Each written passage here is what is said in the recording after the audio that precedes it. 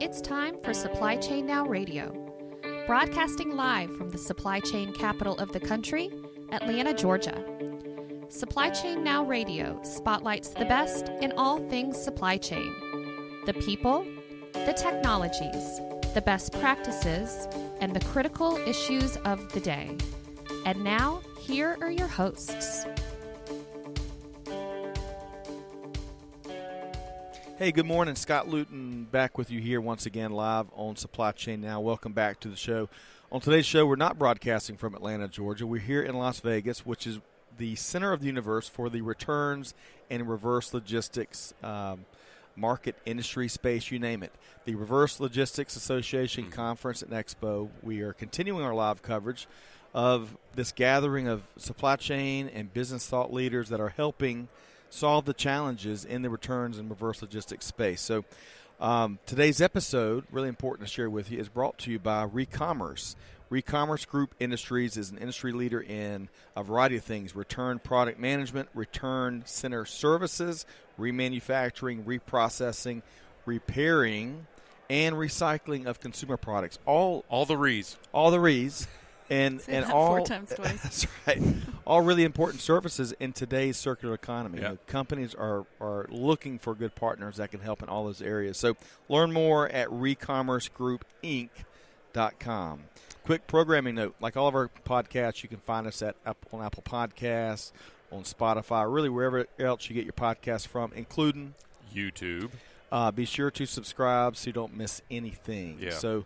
As you've already heard him, he cannot be contained. Let's welcome in my fearless co-host, serial supply chain tech entrepreneur, chronic disruptor, trusted advisor, Mr. Greg White. Greg, how you doing? Don't cage the tigers, Scott. We've had a blast here already. This is interview 2 of day 1. Right. We already knocked out several interviews on day 0. We're so ambitious. We work on day 0, right? While everyone else was partying, yes, gambling, and taking in shows, congratulating themselves for winning the Super Bowl, go Chiefs. And while the parade is building in Kansas City, here we are. Yes, in Las Vegas, interviewing the best of the best. That's right. That's right. That's right. Talking reverse logistics and sprinting. More on the ladder, man. Maybe, yeah. Later in the interview. All right, so we're sitting here with Caitlin Roberson, VP of Marketing with Happy Returns. Caitlin, how you doing? I'm doing great, Scott. Great to have you here. Thank you. It's so good to be here. You know, we have been pinging back and forth for months now with you and your firm. Y'all have had a fascinating journey, growing quite a bit. So we look forward to diving more into what Happy Returns does and is doing. But before we get there, let's talk about who you are as the person. So where did you grow up, and give us a skinny on some of your upbringing. Yeah. So first of 3 kids, I was born during medical school at UNC Chapel Hill. My mom's from the Bahamas, dad's from North Carolina. And I grew up there and then also in California, in the Bay Area. Your dad's from, you know what town in North Carolina? Yes, Asheville. Asheville. Oh. What a great town. Yeah. Great town. You still have family there? So you're mountain tribe and beach tribe. All kinds of confusing, yeah. Right? Yeah. That's a great mix. So what at home anywhere. So, you know, growing up with East Coast and West Coast family dynamics, give us what y'all love to do. What'd you love to do? Spend your time. I loved to read.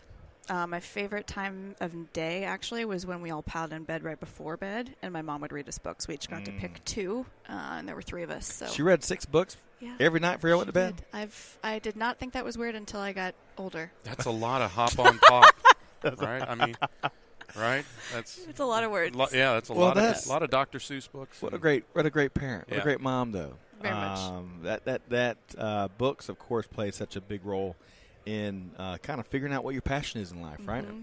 All right, so before we dive more into Happy Returns with Greg here, any early role models or early experiences that kind of shaped how your professional journey would take place? Sure, yeah. So there were many, but one comes to mind as it relates to my career in particular. So I was in college. I majored in English and Spanish, which is another way of saying that I loved words and didn't know what I wanted to do with my life. And I heard the founder of a nonprofit speaking, and he was talking about what his nonprofit was doing. They, long story short, went overseas to rescue victims of different kinds of oppression from things like sexual slavery or land seizure, so on. And I was really struck with his ability to tell a story. And so I actually had my first internship after college there, and it was a PR comms-related internship. And I think that the insight that I was able to gain at that organization and through kind of just his power of storytelling was how much that can motivate people to do different things. Now, obviously, I do something kind of different today, but what I've always been fascinated by is, like, how can you communicate something that matters to get someone to do something differently? Love it. That's great. And obviously, as a marketing thought leader, right. We're big believers in the power of storytelling, and plenty of folks are. A lot of people lose that, right? They want to pitch, right? And marketing is more about the storytelling than it is about pitching. Yeah, right? especially to get people to take action, like you're talking about. But we were on a recent episode. I can't remember who it was, but we were talking about some of the companies that really get it right. Publix and Apple are the two first companies that came to mind. Publix, every time around the holidays, some of the stories of the families come together and the parents trying to reconnect with kids, and they don't focus on any of their products. But you feel like you want to go to Publix after that commercial, right? And Apple, I mean, and of course Google during the Super Bowl, that Super Bowl commercial. Yeah, they did a good job this year. Man, yeah. Hyundai too, I loved. Really? I missed that one. What? I'm blanking on the actor's name. He's from The Office, and it was where he was like in the car and pushed the button and it automatically parks and then it automatically comes out of the parking spot. Oh yeah, that's right. That's blanking on what his name is. Yeah, the new. Oh my gosh, that's embarrassing. It's Jim from The Office. Jim, right? right. There we go. Malcolm is trying to clue us in. I can't read lips well enough. And he plays. He's got an Amazon series. Yes. Tom Clancy. Yeah. So we'll track that down. Yeah. But the power of storytelling clearly is arguably never been more relevant, especially when we're getting thrown so much information at us from a wide variety of channels. So, Greg, I know you've got some questions around Happy Returns and Caitlin's team. Yeah, so interested in where you all fall in the reverse logistics and supply chain in general. But I think it's important for our listeners to understand what is the problem? What are the key words, or what is the problem or pain they're feeling that makes them reach out to Happy Returns? And then what do you do to kind of solve that for them? Well, so I think there's two different ways I would answer you. One is the problem of what they're aware of, and then I think there's other tangential problems that they may not know we could help them solve. But I'll put it this way. So products that are bought online, 1 out of every 2 of them are returned. And that is 8. 1 out of every 2? Up to one out of every 2, yeah. And that's specific to apparel. Sometimes it's less with different kinds of products. But what that means essentially, because consumers today expect shipping to be free and they tend to return boxes individually by mail, is that companies are essentially paying for people to buy their products and then paying for people to send them back. So they're losing money. Like, just put it this way. Let's say that the company spends $100 selling product and then $50 of it is returned. That's a good amount of revenue. That's a big loss. So do you find, as you might imagine, at the Reverse Logistics Association event, returns has been part of every episode. It seems like there's consensus that consumers are starting to connect the dots more and more about, it's convenient. It is part of the e-commerce era, the ability to return things.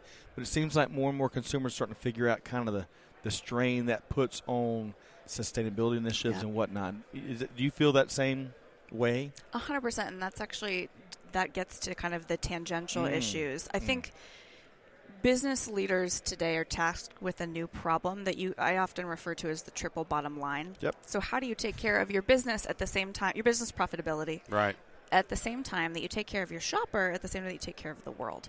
And the way that returns are currently handled today impact all of those in a negative sense. And so by partnering with us, our retailers, Revolve, Everlane, Rothy's, they're doing things differently, and they're showing that companies, if they have a different approach, they can reimagine how their business functions. I think that's a really important recognition of retailers today, is their role in the supply chain and how they impact sustainability. I don't think companies have always been aware of that. I know that because I've been in retail, but I know they have not always been aware of that. And I think how you do business and who you do business with is a really important growth for a lot of these Very retailers. Much so. It's arguably one of the last frontiers of e-commerce, I think. Yeah. Sorry, I'm next, aren't I? I was looking at you like... So tell us a little bit about, so you've got great storytelling skills, and you guys have a great story to tell at Happy Returns. So tell us a little bit about what's a day in the life of Kaylin Roberts. Sure. That's a great question. Well, I am about 4 months into the job, so a lot of it involves Googling terms that I'm understanding for the first time because I'm new to retail. Well, that's everybody's what we all job, isn't do. it? Yeah. We used to go to the library. It's true. Do you know what a library is? I've heard of it. Yeah. I think they existed We'll have to before explain I it was offline. born. I think before all of us, really. Not to date myself. So I think the first 4 months or so of the job have been obviously around building a team, but mostly when things are being done differently in an industry, as they are being done in retail around returns, there's often a mindset that needs to shift. And typically that mindset involves companies or the industry innovators seeing an opportunity where there's previously been a challenge. So I spent a lot of my first couple months figuring out, just sitting with different members of the team and with our customers and our partners to understand how they view the world and how they view returns, and then getting to the point where I can confidently say that returns are an opportunity for businesses, whether it's to generate exchanges so they retain revenue, whether it's to reduce their shipping costs, whether it's to improve customers' experience or enhance sustainability. So a lot of listening up front. We're also building marketing infrastructure to make sure that when companies come to our website, we get them to salespeople and help them understand and learn. You were dealing with that right before you came here. I was, right? Yes. We were reviewing websites. Yeah. Well, actually, there are two. We're splitting our website. How's it going? I will find out when it goes live. That's so Friday. true. Tomorrow. No, 2 days. You kind of have to go live to see how it's going. Right. You have to pass the bill before you can read it. Right. Yeah. What, we skipped over a little bit, and I think it's important for the rest of the context, kind of a lot of what you're sharing is prior to Happy Returns. Yeah. How did you form your marketing worldview? What were some of your previous roles? Great question. So the first, call it 5 years or so, I did PR and executive fundraising at a nonprofit, which shaped my view of storytelling because it grounded it really in like an emotional human element, which is very important. And it also grounded me in needing to find third-party statistics, kind of back up the trends that we were talking about. Then, by chance, I got into enterprise software and was a ghostwriter for a couple really well-known enterprise software companies, and grew an agency for the next 5 years after that. We worked with LinkedIn and Google and Marketo, which was Oracle's biggest acquisition, and a couple others that really exposed me to how you can tell an emotional story for a very boring segment of the world. Welcome to supply chain. Seriously, right? Well, actually, I didn't even know this level of boring existed. And we had 25 clients, 15 employees, and so I got to work with a lot of different hypergrowth SaaS companies. Sold that, worked in venture capital for a couple years at a tier 1 venture capital firm. And so that really shaped my view of storytelling to kind of see best practices. And I think my main insight from that was watching how much a founder's vision really needs to shape storytelling. Like, people leave golden handcuff jobs to go take risks on founders' visions, and that's really, that story can often get lost as a company scales or as a product suite gets developed. And so I guess what I think about now is really the synergy between those two. So wrapping up real quick, venture capital, and then I worked at the B2B startup inside of Lyft called Lyft Business, pre and post IPO, and grew the marketing team, the brand content and demand gen marketing teams there. That's a diverse. Yeah. You benefit from all those diverse sectors and industries.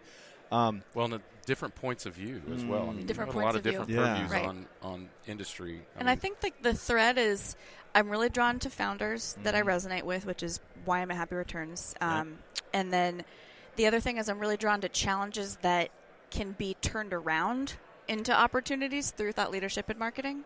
And I actually really enjoy it when I don't know a lot about the industry at first, because it gives me the psychological comfort to ask the dumb questions and maybe like understand an issue as a layperson might. Yes, that's so important.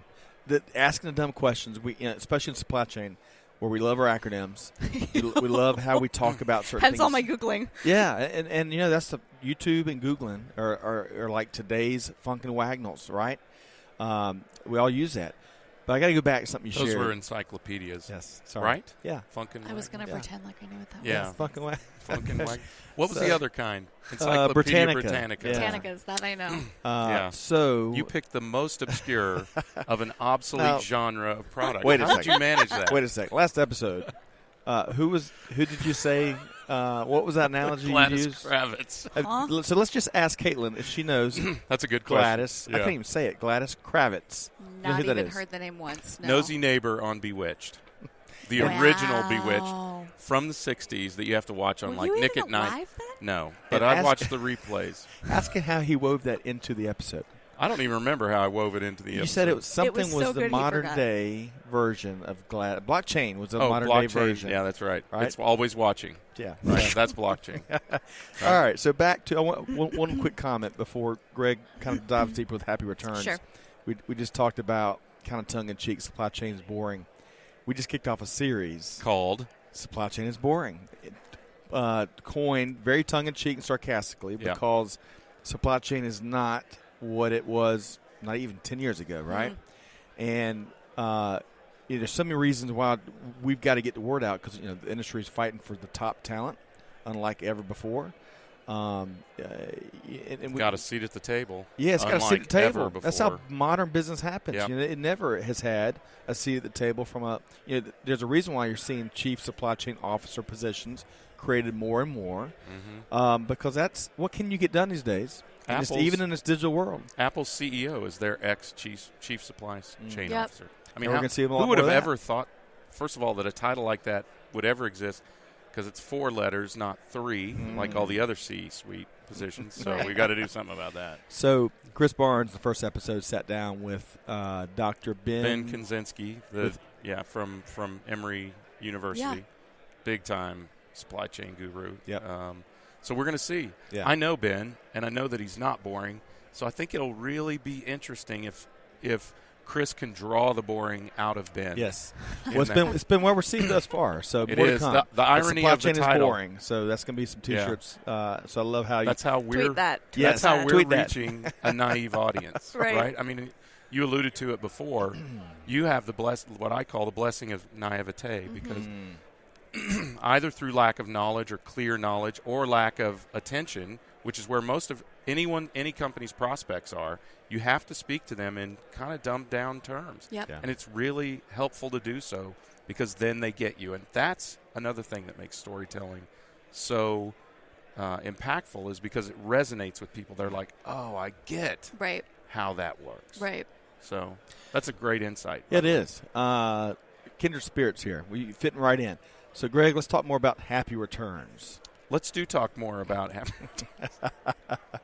So we talked a little bit about, what is going through people's heads when they're, when they discover they have a need. When somebody walks in your virtual door and says, "Hey, I need help." Yeah.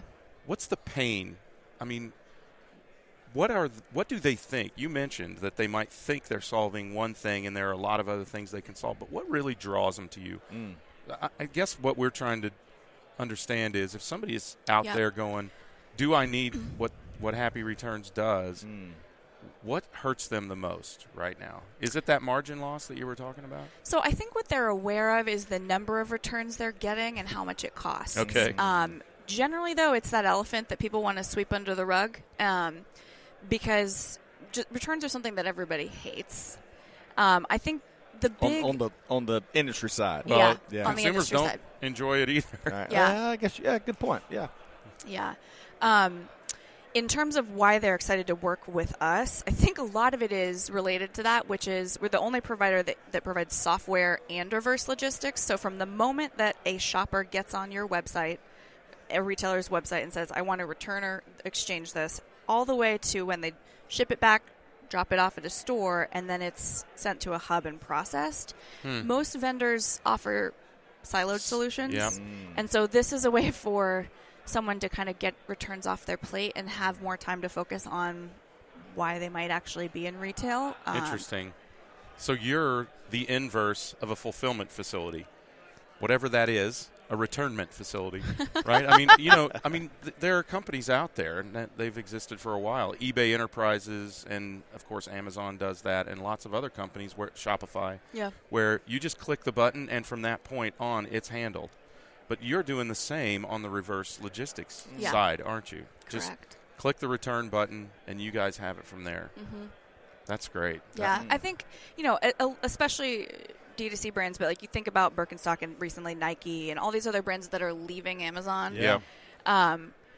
They're starting to think about how they can go toe-to-toe with Amazon. No one wants to give revenue to Amazon these days. Well, few do. Right. And so what that requires, you have to have best-in-class reverse logistics to reduce your costs and enhance sustainability, make your customers happy, but you probably as a retailer don't have the time or expertise to develop best-in-class solutions yourself. So hence the outsource model. Well, brands and retailers are really good at developing and marketing brands and merchandising and selling, right? And this, I think the beautiful thing of what I call the ABA, the anyone but Amazon, as opposed to fulfilled by Amazon. Trademarked, registered. It is trademarked, yes. Anyone but Amazon class of businesses, and I would put you all in that class of businesses, is you do allow that level of independence. You're not beholden to Amazon to get everything done. Right, I'm sure that you integrate with Amazon for reconciliation and all that sort of thing as well. So it allows a brand that wants to stand on their own 2 feet to do so. Yes. And that's going to happen more and more as more D2C and retailers come into the marketplace. I think the two-sided sword that is Amazon, it is such a fascinating study in all things disruption, innovation, powering the e-commerce, empowering the consumer, especially with returns. We all have probably our own story about how our first Amazon return went, and it's like, man, it's that easy? Okay, no wonder I'm gonna buy 5 shoes and figure out which ones I like and send the others back. Bracketing. Yeah, right? Bracketing. That's right. And so it is a fascinating company and best practices and what they're able to do. But the flip side is it's kind of reached that tipping point where now to collaborate, they have all the leverage. Mm-hmm. And so to see these big brands, and for that matter, small brands, we've interviewed several here in the last few days that are figuring out that ABA strategy, that is equally to us, or at least to me, as fascinating, right? Because we're all it seems like one of the, even if it's not spoken, questions in a lot of our conversations is, okay, Amazon's been the dominant 800-pound player, but what's the shelf life of that? I mean, where is the end in sight? So I love seeing how companies are getting creative about whether they're collaborating with or competing against Amazon, and maybe doing both in today's e-commerce market, Almost always, yeah. All right, so with your role as Vice President of Marketing, we already have a sense of where you spend your time. Sure. What else from a getting the word out, from a telling that story, taking action, what do you, or maybe the path ahead, what do you see with Happy Returns? How are we going to tell that story? Is that the question? That and how do you fit in the marketplace going forward? Yeah, that's I'd love to hear that. Yeah. How do you see Happy Returns? Considering what we've described here, how do you see Happy Returns playing in the marketplace in the future? Sure, yeah. So I think we're going to very quickly get to a place where a couple things are going to come to bear in terms of big changes in the industry. One, all retailers will offer intelligent exchange suggestions in their online return flow or with software. That's something that our software obviously offers, but when a customer gets on your website and they tell you they want to return something and then they tell you why. So let's say that I say these size 7.5 shoes are too small. your website should immediately say to me, oh, no problem, we have the 8, can we send those to you? Like that is a moment of serendipity where companies aren't retaining revenue, and they all will be very shortly. Like it. Wow. The second thing is, if you think about what customers are really used to, let's just take this a step back. People in general, right? Like if I'm hungry, I can pull up 8,000 apps and order food. If I want to ride, I generally go one of 2 places on my phone. I'm used to choice and I'm used to immediacy. So choice is also becoming really important in the options that we give customers to get items back to retailers. So whether that's by mail, whether that is by dropping off in store, or dropping off at a third-party network like our Return Bar network. So that's something else. All retailers will be offering choice, and I think they will offer an in-person option, because invariably that's what data tells us that shoppers want. And then I actually think that we're going to very quickly get to a time as well where companies are going to start charging again for returns by mail, because as retailers are becoming aware of how they need to make their entire supply chains more sustainable and eco-friendly, and as consumers demand that of the brands that they patronize, there's some education that needs to happen. We just got some very early results from a survey that we did with Retail Dive, and will be coming out in March. But it basically underscores that shoppers don't really understand the impact of how much cardboard they're using. And just to set like a level set, e-commerce returns waste 1 billion trees a year, right? So there's incredible just industry change that'll happen on that side of things. 1 billion trees a year. B as in Bezos. Yeah. Hey, so we have a split. I'm a big fan of a fee-based. We're changing the phonetic alphabet. Yes. Yeah. I'm a big fan of the fee-based returns, because as Tony Sciarrotta and his research and experience has established, there's no such thing as free returns. Someone's paying for it, and consumers are in the absence of the individual paying for it, we're all paying for it. That's right. So it's rolled right into the cost of the product. Friend of the show and my wife Amanda probably does not agree, right? Because we have different shopping patterns. I don't return much, but I know I'm paying for everyone else that returns quite often, right? Not singling you out. And he's a little bit bitter about it. but you know what? You know why it comes up? It's really not for me. It's not about the price, because it's let's be fair, it's incremental. But to your point about corrugated, we use from groceries to, you name it, and the amount of cardboard, it drives me crazy. Even as I try to consolidate, everything, least amount of packages. And we've talked about this crazy idea that may never come to fruition. I used to be a Winn-Dixie stock boy. Cool. Right? And so we had that big baler in the back after stocking everything on a Sunday afternoon. We bring all those boxes back and create these crushed pallets. Well, we're going to get to the point where we're going to need like personalized versions of that to make sure all that corrugated is recycled. It is overwhelming sometimes. Right. And I'm hoping that the consumers do continue to be more and more aware and cognizant, because you're speaking to it just from the return side and how much the billion trees, when we all know just on the forward side and how much we're using. We're going to, how can we make gains? Right. Well, and the thing is, you can use things like reusable packaging, which is what we use, and you can use those containers over and over and over again. And ideally, if you're thinking really holistically, you'll aggregate the shipment of product like we do, right? Instead of sending 20 one-item boxes, send 20 items in one box. Think about how much fuel that saves and how much cardboard that saves. It's much more efficient. You'd be amazed, though, even when you try to do that. I just did that with some equipment we needed for the show. I said the vendor asked me to consolidate delivery dates to ship in one package. They still shipped it in 2 packages. My beloved wife is also our engineer, and we've been looking at each other while we've been talking about this, because we just spent 3 weeks after Christmas breaking down just the boxes we received for the shipments coming in, right, and putting them in the recycle bin because they won't take more, whatever, right? So there is a tremendous amount of waste in the supply chain already. On the front end, you see things, and this is another thing. Consumers are really aware of this. They're really aware of when the packaging is excessive for the product that they've bought. Right.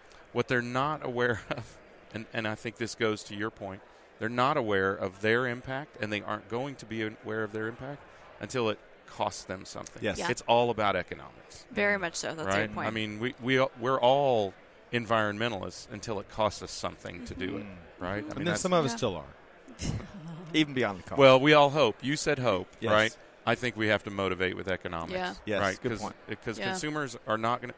We're not going to be trained to do anything except what's most convenient for us. We just don't think that way. And there are X number of billions of people we have to train. Yeah. It's a lot easier to train people when you give them a motivation, and the only motivation that's universal is it is comes cost. down to what's in it Yep. for you.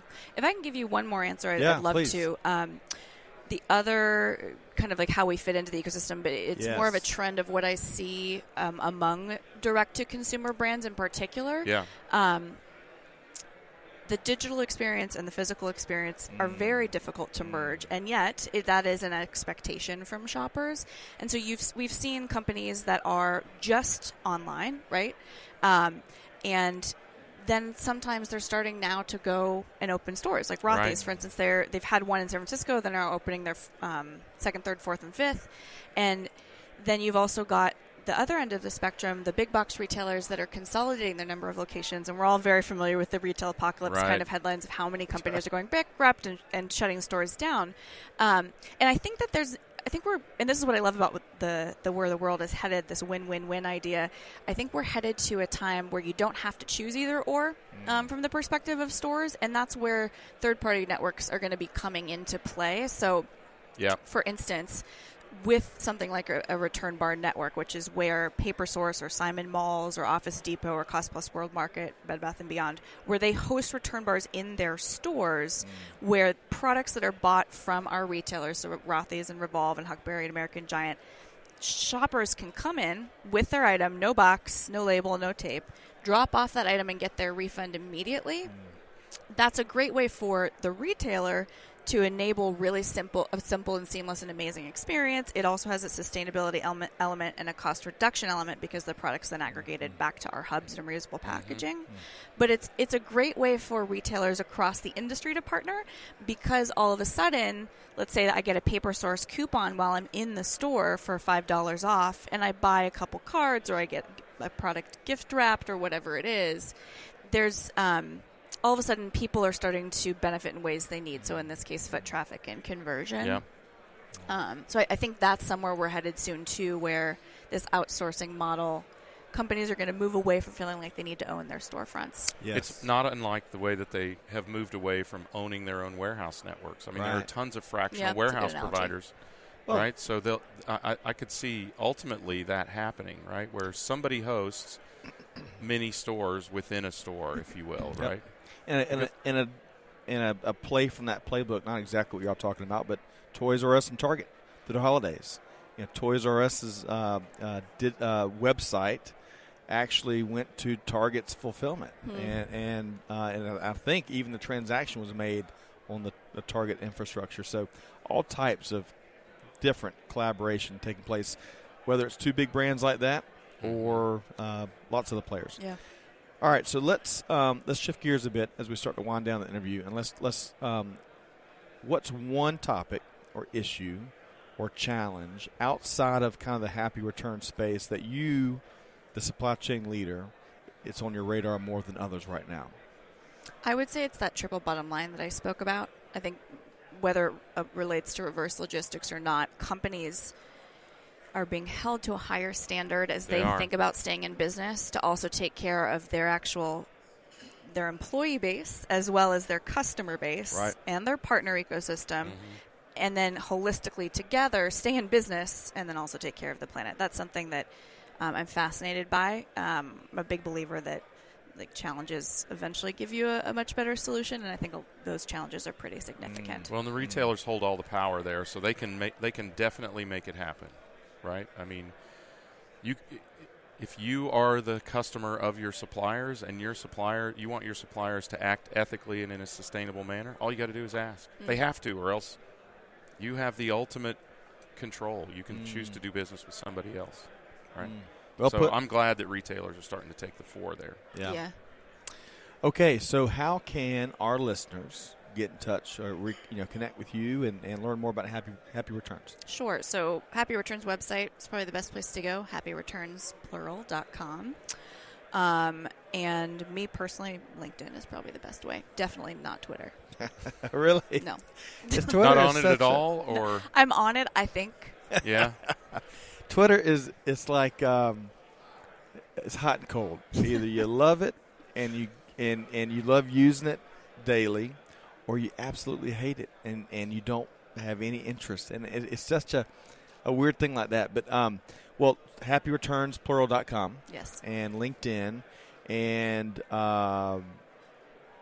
also the event circuit. Are y'all active? Do y'all get out and exhibit and speak and Sure. at industry conferences and whatnot? We do. So we're speaking here at the Reverse Logistics Conference, and then I think our next one up is going to be at Shop Talk. I'll be speaking there. Oh. Fantastic. Yeah. Pays to be a woman these days. Oh, you're throwing us the curveballs now. Yeah, Oh, you're not supposed to throw us the curveballs. That's right. Really enjoy it. I'm glad we're able to nail this down Yep. and sit with you and learn more about Caitlin Roberson, the professional, as well as the Happy Return story. So we'll have to check back in with you a few months down the road and keep our finger on the pulse of all the cool things and growth that y'all are experiencing in Happy Returns. And congrats on the position. Thank you. Clearly, you're a quick study. You said 4 months ago? 4 months. Holy You're cow. very Well, kind. that's probably not going too far back, but when you go through, when you have the experience in all those different sectors, and as you put it, points of view, purview, what have you, Yep. that probably helps you get a quick read and quick study so you can make traction as early as possible. Well, that's super kind. And thank you guys for having Yeah, me. It's our an pleasure. honor to be on such an industry icon Oh. of the show. Wow, we're an icon. Thank you. Well, pleasure to speak with you. Yeah. So, Greg, what we want to do here, and sit tight for just a second. Lightning Caitlin. round? Are we doing lightning Let's round? do the lightning round Okay. of our events that we're going to be at. We love to invite our audience to come check us out in person. And while we do a lot of our content from our home base and studios in Atlanta, we get out as much as we can. And, because there's such value in the face-to-face, interpersonal in this ever more digital world. So what's the next event on our radar? Modex, right? So Modex is a big material handling show, 35,000 of your closest supply chain cohort in Atlanta, Georgia, at the Georgia World Congress Center, March 9th through the 12th. Yep. And then on the 10th, during Modex, being hosted by Modex, at Modex, is the Atlanta Supply Chain Awards, where Scott, Supply Chain Now, and I, and a whole bunch of people from the Atlanta area are going to celebrate what goes on in supply chain, hand out some awards to companies that are either based in or do business in the Atlanta metro area.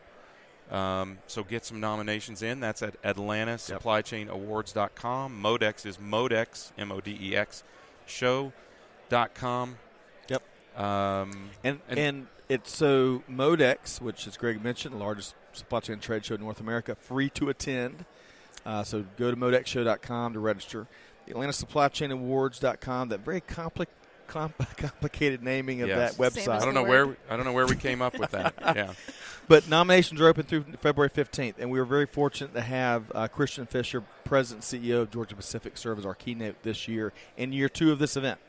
It's a great event partnered that we facilitate along with our friends at Metro Atlanta Chamber, CSCMP Atlanta Roundtable, and APICS Atlanta. Okay, then we've got 2 events coming up with the Automotive Industry Action Group. Right, AIAG. Have we talked? I was going to see if we had talked about it enough for it to be on your radar. No, yet. but you've given me a card here that allows me to read it. So tell us about those events. Yeah, their Corporate Responsibility Summit in Michigan. Novi, That's right. Michigan. Yeah, nice. So there's an interesting story we'll tell you later about how Novi got its name, but April 28th and 29th, right? That's Jim Ligio and his group at AIAG. And then on June 9th, their Supply Chain Summit. Also, I believe it's at Wayne State University. Is that correct? Yes, the follow-up event. They've Yes. got a great supply chain program June 9th. there. Yeah, so we're looking forward to that. Michigan is so beautiful in June, right? If I've you're never there been. the right couple of weeks, you actually hit summer. So, no, it's great, and I'm a big fan of the Detroit metro area and the London Chop House, where we will be having a delicious and tasty steak. Outstanding. So, We yes. look forward to it. Yeah. And then one last event, the AME, the Association for Manufacturing Excellence, is bringing its 2020 Atlanta Lean Summit to Atlanta. Imagine that. About 250 plant managers, VP of operations, folks that really love manufacturing and, more importantly, love continuous improvement. Coming to Atlanta May 4th through the 7th. We'll be streaming live that first day of that event for the second year in a row. Okay, big thanks to our AAA guest today. We didn't talk about sprinting. We'll save that for the next episode. Perfect. Caitlin Roberson, Vice President Marketing with Happy Returns. Really enjoyed you stopping by. I know y'all have a busy event lined up, but thanks for carving some time out. Thank you so much, Yeah, John. thank you. Appreciate it. Yeah. And welcome to Supply Chain. Yes, that's right, because it is not boring. It is not, no. We are fascinated. It's a little scary, but not boring. That's right. Big thanks to our guests today, to our listeners. Be sure to check out other upcoming events, past episodes, you name it, at supplychainnowradio.com. Find the podcast wherever you get your podcast from, including YouTube. And be sure to subscribe so you don't miss anything. Scott Luton, Greg White, the whole Supply Chain Now team, stay tuned as we continue our live coverage of the Reverse Logistics Conference and Expo right here in the center of the universe for returns and reverse logistics, Las Vegas, Nevada. Thanks, everybody.